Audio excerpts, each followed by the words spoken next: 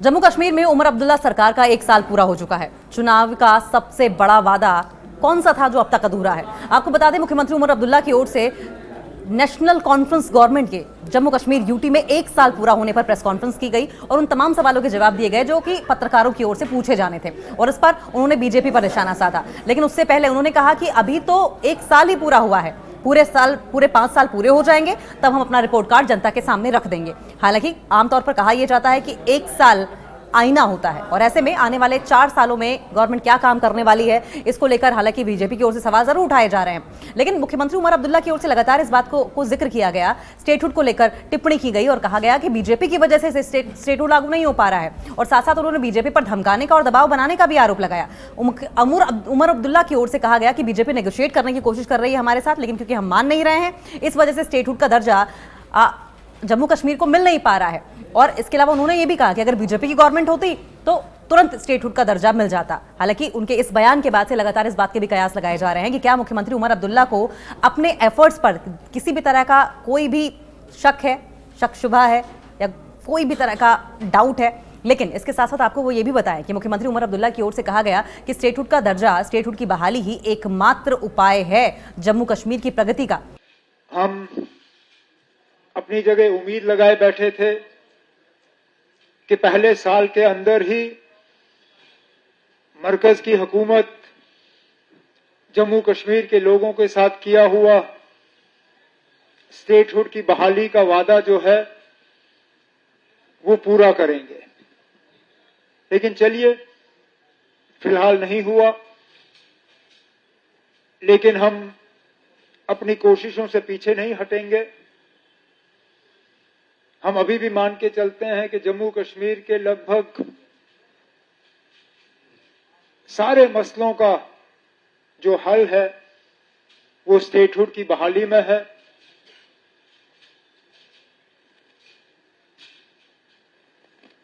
मैं एक बार फिर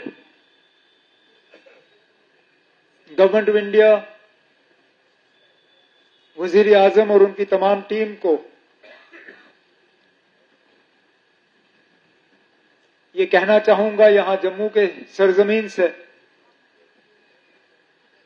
कि जो वादा हम सबके साथ पार्लियामेंट में किया गया, जो सुप्रीम कोर्ट के सामने किया गया, उसको पूरा करिए। स्टेटहुड के दर्जे की बहाली की कोशिश हमने बार बार की, लेकिन हमें कॉर्पोरेशन चाहिए गवर्नमेंट से। इसके अलावा पीडीपी पर भी उन्होंने सवाल उठाए। महबूबा मुफ्ती पर कहा कि कायदे से तो उन्हें हमें सपोर्ट करना चाहिए, उनके विधायकों को हमें सपोर्ट करना चाहिए, लेकिन वो हमारे विपक्ष में खड़ी रहती है। उन्होंने आपदा पर भी टिप्पणी की और कहा कि आपदा वाले जो इलाके हैं वहां पर बाकायदा एक रिसर्च टीम्स जानी चाहिए जो जायजा लें और उसके बाद एक ऐसा प्लान बनाएं जिससे कि जो जम्मू कश्मीर के आपदाग्रस्त इलाके हैं, जो लोग हैं, उन्हें इसका फायदा मिल सके। कांग्रेस पार्टी पर भी उन्होंने टिप्पणी की, क्योंकि जिस तरीके से राज्यसभा सीटों का ऐलान हुआ था ऐसा लग रहा था कि एक सीट ऐसी होगी जिस पर कांग्रेस पार्टी मैदान में उतरेगी, लेकिन हुआ क्या, 4 की चारों सीटें जो थी वो जम्मू कश्मीर में नेशनल कॉन्फ्रेंस के नुमाइंदे ही उतरते हुए नजर आए। और तारिक हमीद कर्रा की ओर से कहा गया कि असुरक्षित सीट होने के नाते हम नहीं उतरेंगे मैदान में।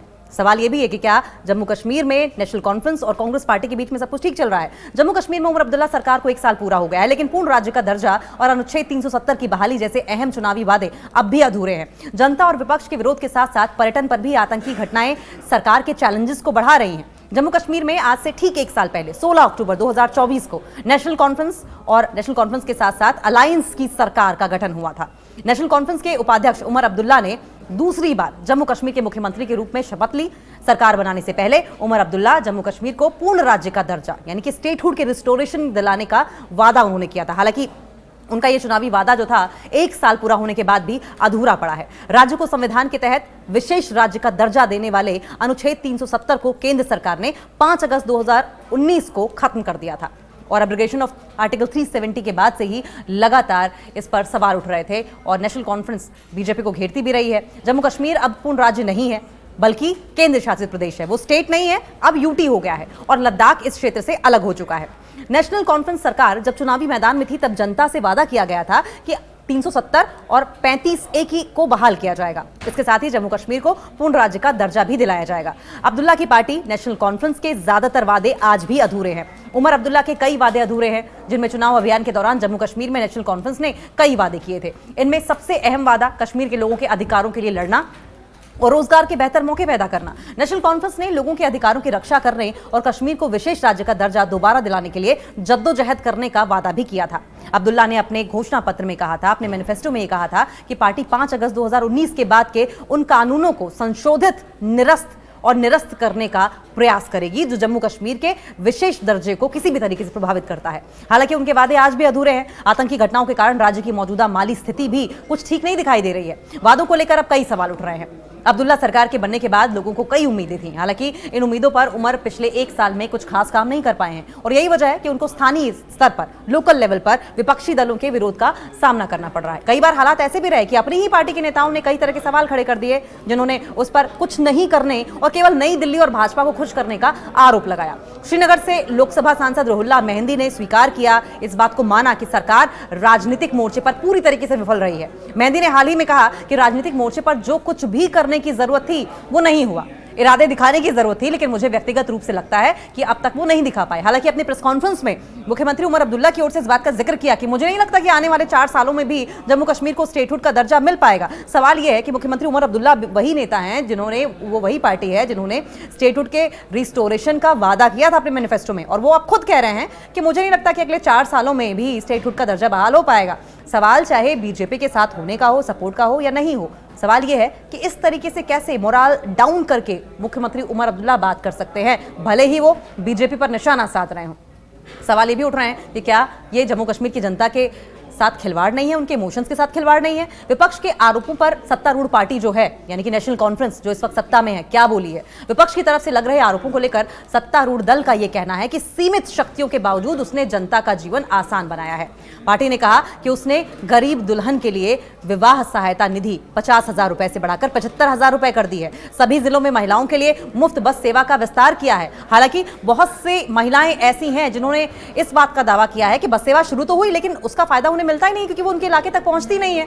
अंतर जिला स्मार्ट बस सेवा शुरू की गई। शैक्षणिक सत्र को अक्टूबर-नवंबर तक बहाल किया गया। जमीन खरीदने या संपत्ति हस्तांतरित करने, संपत्ति ट्रांसफर करने वाले रक्त संबंधियों के लिए, यानी कि ब्लड रिलेशंस के लिए स्टाम्प शुल्क में छूट दी गई और आर्थिक रूप से कमजोर वर्गों को मुफ्त राशन दिया गया।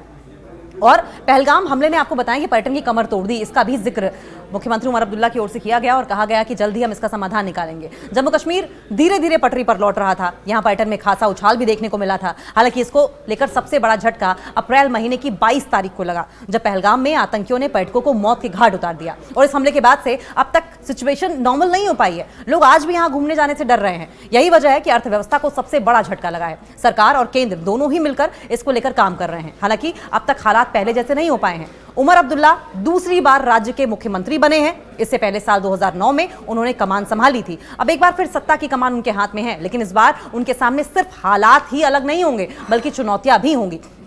इसके अलावा आपको बताएं कि मुख्यमंत्री उमर अब्दुल्ला लगातार बीजेपी पर निशाना साधते आए हैं और कहते आए हैं कि बीजेपी कॉपरेट नहीं कर रही है। वहीं जनता की ओर से जो सर्वेस किए गए, उसमें आरोप इस बात के लगाए गए कि जो चुनावी वादे उनकी ओर से किए गए थे, 12 सूत्री वादे, खासकर बड़े वादे, वो अब भी अधूरे हैं।